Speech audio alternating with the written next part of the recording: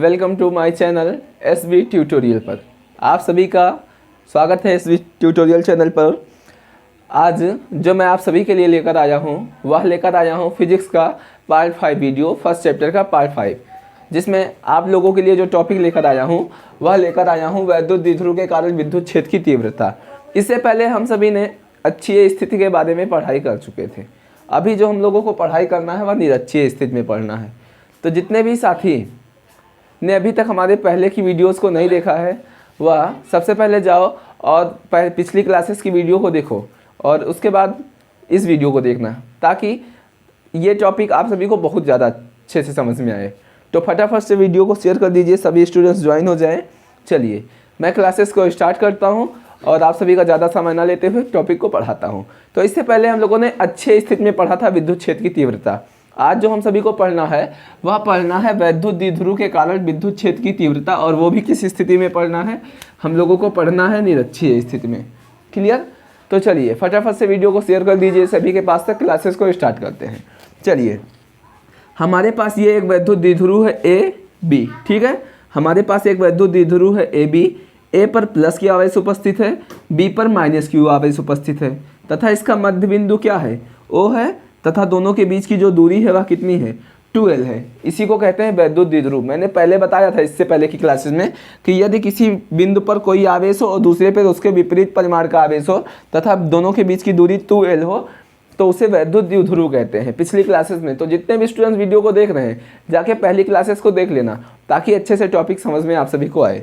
तो हमारे पास एक विद्युत आवेश है, वैद्युत द्विध्रुव है, जिस पर एक बिंदु पर ए है और दूसरा बिंदु क्या है, बी है। ए पर प्लस की आवेश उपस्थित है, बी पर माइनस की आवेश उपस्थित है तथा मध्य बिंदु क्या है, ओ है, तथा इन दोनों के बीच की जो दूरी है वह क्या है, 2L है। बिंदु ओ से आर दूरी पर एक बिंदु है पी, बिंदु ओ से आर दूरी पर एक बिंदु पी है और इसी पी पर हमको निकालना है विद्युत क्षेत्र की तीव्रता।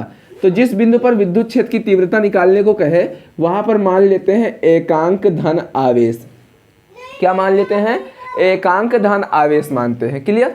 तो चलिए देखिए, ये प्लस की आवेश उपस्थित है और यहाँ भी प्लस आवेश उपस्थित है। तो इन दोनों के बीच में जो बल लगेगा, इन दोनों के बीच में बल लगेगा प्रतिकर्षण बल, एक दूसरे से दूर जाने का प्रयास करेंगे।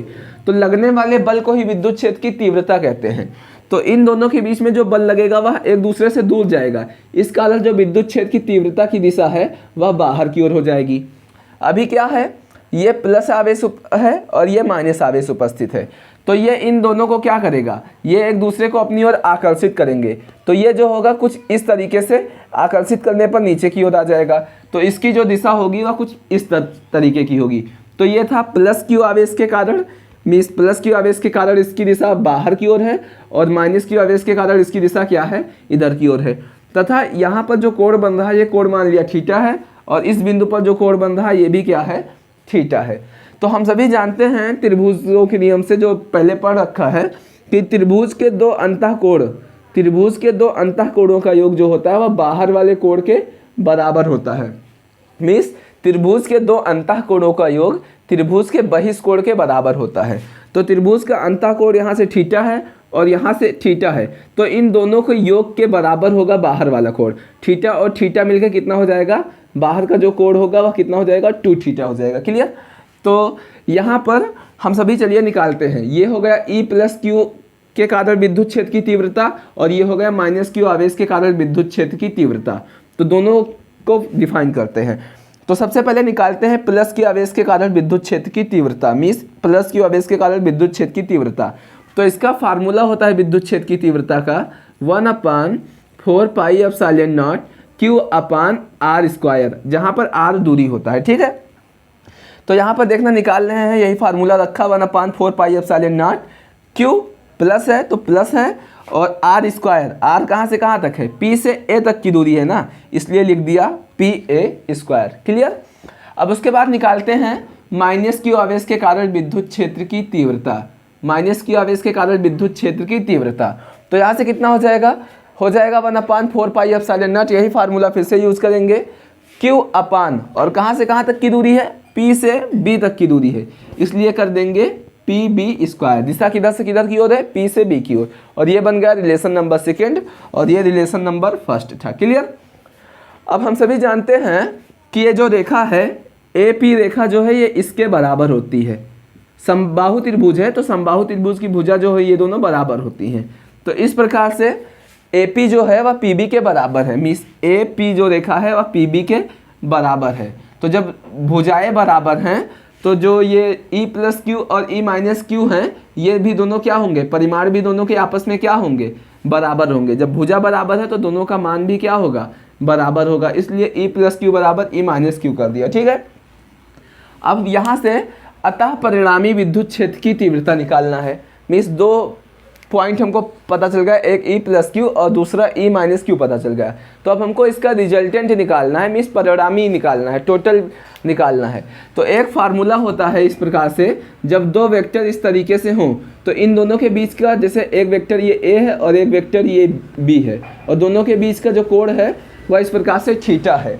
तो यहाँ पर रिजल्टेंट निकालने का, मीन्स कुल निकालने का जो फार्मूला होता है वह होता है R बराबर 2A cos थीटा बाई 2। ये फार्मूला होता है। क्लियर।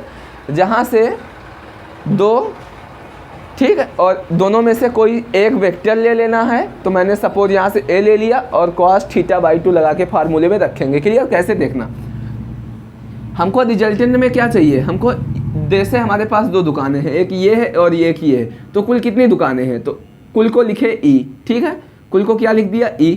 अब फार्मूला है 2 तो लिख दिया 2। अब A मीन्स दोनों में से कोई एक लेना है, तो यहाँ दोनों में से कोई एक लेना था तो मैंने किसको ले लिया, E प्लस क्यू को ले लिया और यहाँ पे लाके लिख दिया। ठीक है, तो A की जगह पे E प्लस क्यू लिख दिया, कॉस लिखा है कॉस लिख दिया, थीटा बाई 2 लिखा है तो थीटा यहाँ से कितना है, थीटा का जो मान है इन दोनों के बीच में, वेक्टर के बीच में 2 थीटा है। तो यहाँ से थीटा के स्थान पे कितना लिख दिया, 2 थीटा लिख दिया और बटे में कितना लिखा हुआ है 2, तो बटे में 2 लिख दिया और 2 से 2 आपस में क्या हो गया, कैंसिल हो गया। तो यहाँ से E इक्वल टू 2 लिखा हुआ है और E प्लस क्यू का मान कितना है, E प्लस क्यू का मान है 1/4 pi epsilon not Q upon P A square. P A square means P से A तक की दूरी। अभी देखो ये यहाँ से यहाँ तक की पूरी दूरी कितनी है, 2L है, तो आधी दूरी कितनी हो जाएगी, आधी दूरी हो जाएगी L और इतनी दूरी भी कितनी हो जाएगी L। तो L L मिलके पूरा कितना हो जाएगा, 2L हो जाएगा। तो यहाँ से हमको क्या निकालना है, यहाँ से हमको निकालना है पी ए का मान। मीन्स कि ये r square plus l square कैसे आया।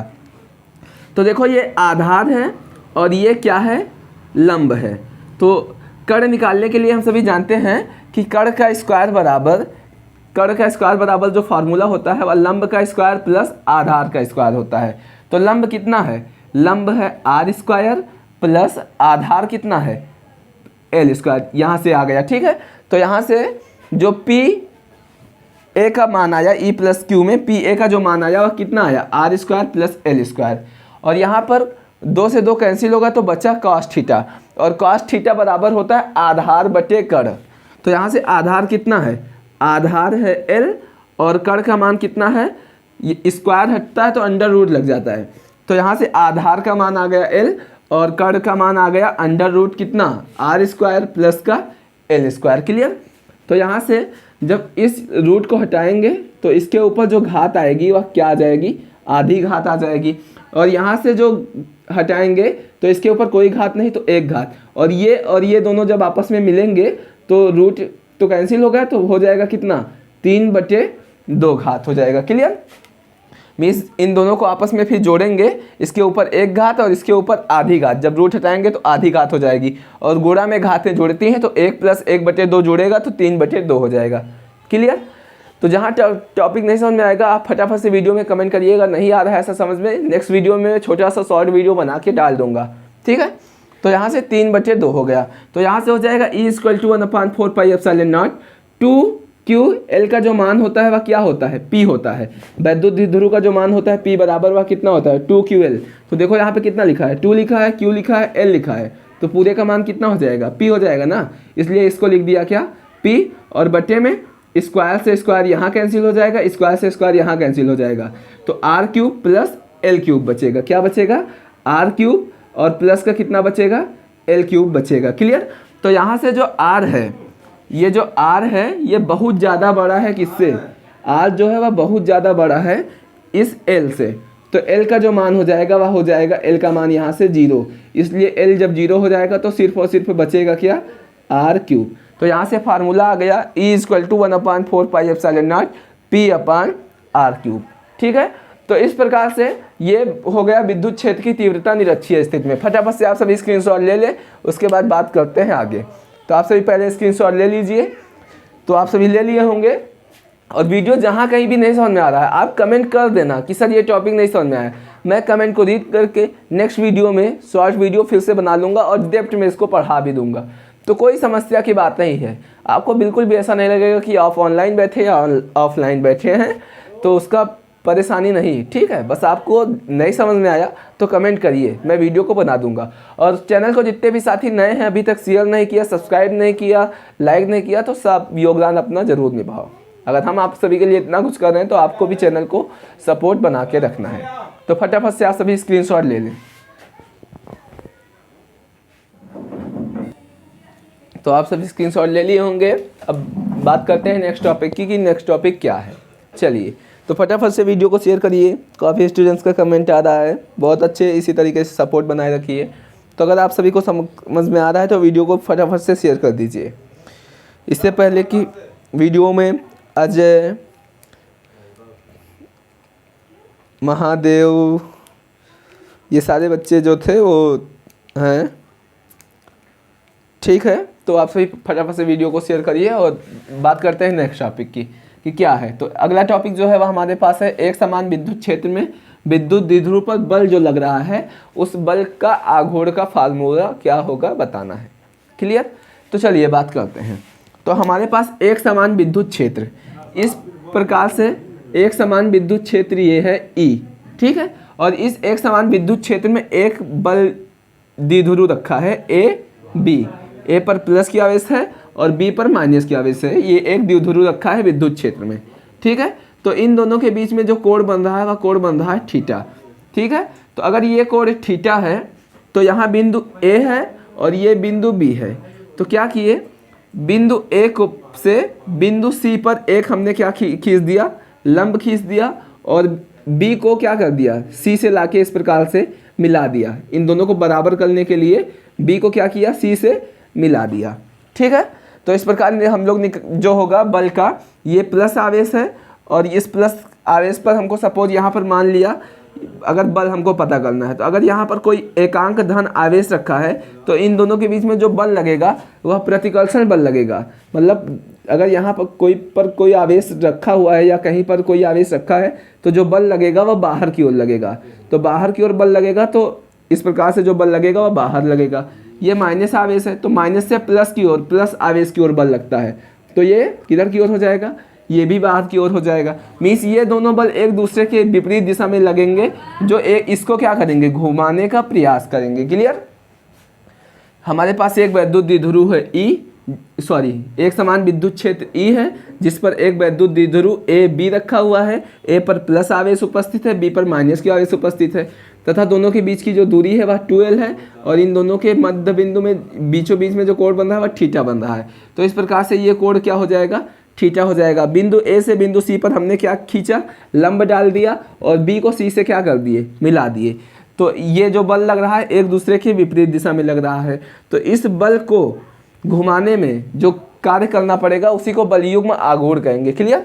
तो एक बल इधर लग रहा है, एक बल विपरीत दिशा में लग रहा है, जो एक दूसरे को घुमाने का प्रयास कर रहा है। जैसे सपोज हम लोग साइकिल वगैरह चलाते हैं तो एक बल इस तरीके से लगाते हैं, दूसरा बल उसके अपोजिट डायरेक्शन में लगाते हैं, तभी तो आराम से घूम जाती है। तो इसी प्रकार से उसको घुमाने में, किसी चीज़ को घुमाने में जो बल कार्य करता है उसको क्या बोलते हैं, उसको बोलते हैं प्रत्यानयन बल आघूर्ण। क्लियर?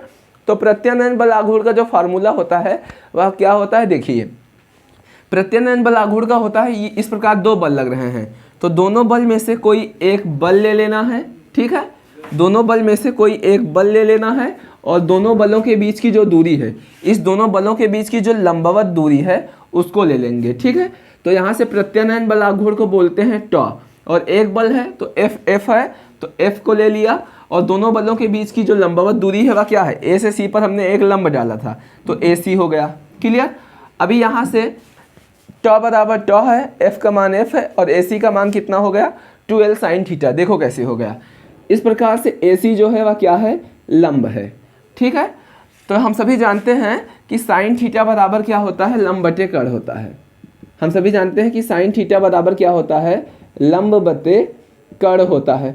तो यहाँ से साइन थीटा है और लंब का मान कितना है, लंब का मान ए सी है। ठीक है, और कर्ण का मान कितना है, कर्ण का मान है यहाँ से ए बी, कर्ण का मान कितना है ए बी है। ठीक है, तो यहाँ से हो जाएगा ए सी बराबर ए बी का गुणा साइन थीटा से हो जाएगा, तो हो जाएगा a b sine theta. Clear, तो यहाँ से ए सी बराबर हो जाएगा ए बी, ए से बी के बीच की जो दूरी है वह कितना है 2l है, तो ए बी को कितना लिख देंगे 2l लिख देंगे और लिखा हुआ है साइन थीटा। तो इस प्रकार से ए सी को कितना लिख सकते हैं, ए सी को लिखेंगे 2l साइन थीटा और एफ को एफ लिख दिया। अब याद करिए जब हमने बताया था आप सभी को विद्युत क्षेत्र की तीव्रता कि मीस ई बराबर एक फार्मूला बताया था एफ अपान क्यू, किसी आवेश पर लगने वाला जो बल होता है उसी को विद्युत क्षेत्र की तीव्रता कहते हैं।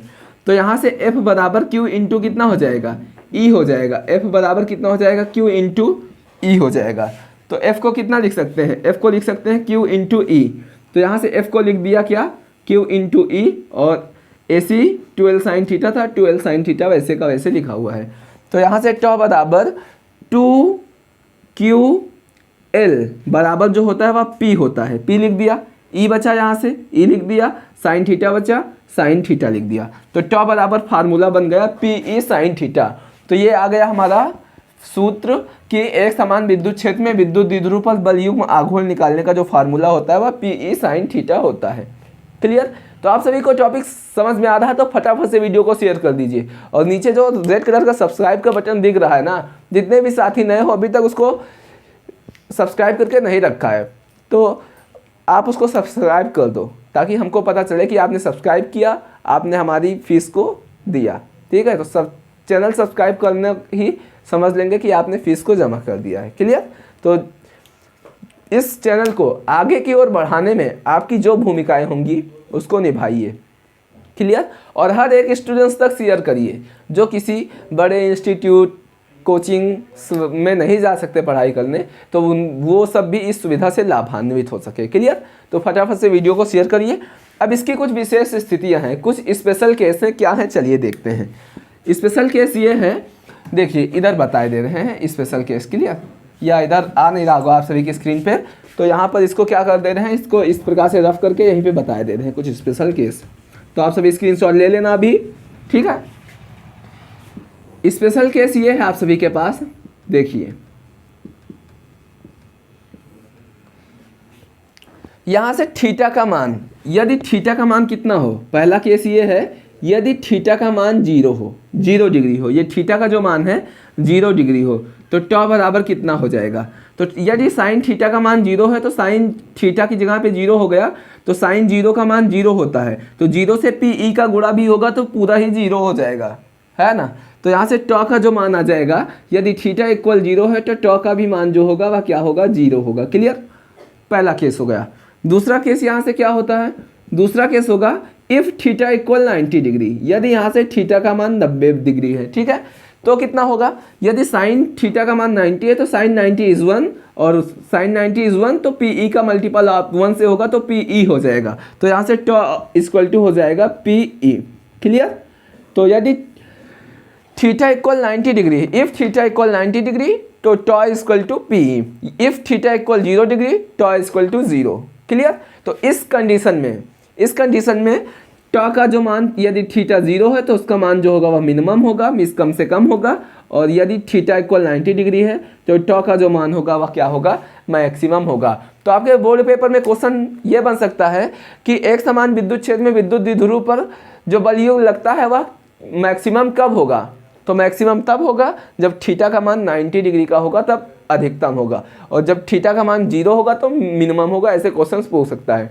तो आप सभी निश्चिंत रहिए, आपके कोर्स को ख़त्म कराने से लेकर आपके तैयारी रिवीजन तक का और आपको इम्पोर्टेंट क्वेश्चन देने तक का, जब तक आपका एग्ज़ाम नहीं होता हमारा एसबी परिवार आपके एग्ज़ाम्स तक आपके साथ हमेशा रहेगा और एग्ज़ाम्स के बाद भी आप सभी के साथ रहेगा। आने वाले समय में आप सभी को हमारे चैनल के माध्यम से नेवी, एयरफोर्स वगैरह के कॉम्पिटिशन एग्जाम्स की कोचिंग्स भी मिलना स्टार्ट हो जाएंगी, और वो भी बिल्कुल और बिल्कुल फ्री ऑफ कॉस्ट होंगी। तो आप सभी को कहीं जाने का ज़रूरत नहीं है, जैसा मैंने पहले कह दिया। और इस पर जितने भी चीज़ें आपको प्रोवाइड होंगी वो बिल्कुल और बिल्कुल फ्री ऑफ कॉस्ट होंगी। ठीक है, तो फटाफट से वीडियो को जितने भी स्टूडेंट्स हैं शेयर नहीं किया है तो करना जरूर। ठीक है, तो आप सभी के उज्जवल भविष्य का हमारा एसबी परिवार कामना करता है। आपको मैथ्स की क्लासेस भी जल्द से जल्द प्रोवाइड होना शुरू हो जाएंगी, और आपके कोर्स को ध्यान में रख के आपके सपोज पूरे कोर्स को ख़त्म भी कराना हमारे लिए एक टारगेट है कि जल्द से जल्द उसको ख़त्म कराएंगे। दिसंबर तक का आपका कोर्स ख़त्म हो जाएगा, उसमें आप निश्चिंत रहिए अच्छे से पढ़ाई करते हुए। तो आप सभी वीडियो को डेली देखना ताकि आपको अच्छा लगे। ठीक है, और जैसे अभी एक बार हम लोगों ने पढ़ाई किया भूल गए तो क्या करना है, जैसे मोटरसाइकिल वगैरह हम लोग सभी चलाते हैं, उसमें फ्यूल डलाए तो क्या एक ही बार में वो हमेशा चलती रहती, फ्यूल डलाना पड़ता है ना। इसीलिए हमको पढ़ाई भी क्या करना है, वीडियो को बार बार देखते रहना है, इससे हमारे माइंड में लगातार एक्शन वगैरह होता रहेगा, तो चीज़ें ऑटोमेटिक याद हो जाएंगी। ठीक है, तो आज के लिए बस इतना ही है, ज़्यादा पढ़ाने का कोई भी मतलब नहीं है, बोर होने का क्या मतलब है। ठीक है, तो थोड़ा थोड़ा पढ़ते हुए आगे बढ़ना है, हर एक लक्ष्य को प्राप्त करना है। ठीक है, तो आप सभी को 2 लाइन, बेहतर से बेहतर का तलाश करिए, मिल जाए नदी तो समंदर की तलाश करिए। बेहतर से बेहतर का तलाश करिए, मिल जाए नदी तो समंदर की तलाश करिए। अक्सर पत्थर की चोट से शीशे चटक जाया करते हैं, पत्थर टूट जाए ऐसे शीशे की तलाश करिए। ऑल द बेस्ट स्टूडेंट, अच्छे से पढ़ाई करते रहिए। Thank you.